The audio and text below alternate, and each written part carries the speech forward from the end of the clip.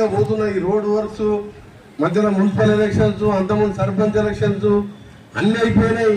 ఇక రేపటికెళ్ళి సెటిల్మెంట్ సంస్థలో మా అక్కా జిల్లాలకు ఏదైనా పని చెప్పాలి, వాళ్ళ కోర్సులు ఇప్పించాలి, ఇక్కడ ఉండే యువకులకు పని కల్పించాలనే ఉద్దేశంతో ఈ సెంటరే కాదు, మీరు కలెక్టర్ ఆఫీస్ దగ్గర పోయి చూడండి.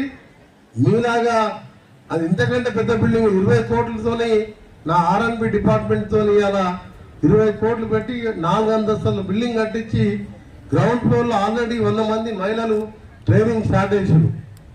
ట్రైనింగ్ అంటే మహిళలు ఒకటి ఒక స్టిచ్చింగ్ ఒకటే కాదు, అన్ని రంగాల్లో నేర్చుకోవాలి.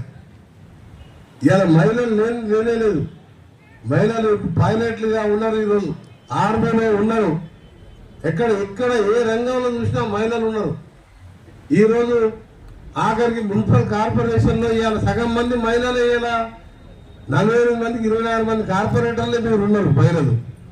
ఇంకా 6 నెలల్లో ఒక చట్టం వస్తున్నది, వచ్చే ఎలక్షన్లో 33% మంది ఎమ్మెల్యేలుగా మహిళలు కాబోతున్నారు. అంటే మహిళా బిల్లు కూడా వస్తున్నది. పార్లమెంట్లు కూడా 33% మంది బిల్లు పాస్ అయిపోయింది అప్పుడే. అది ఎప్పుడు ఎలక్షన్స్ వచ్చినా మహిళా ఎమ్మెల్యే అవుతారు 33% మంది. అందుకనే మహిళలకు ఒకటే నేను కోరేది,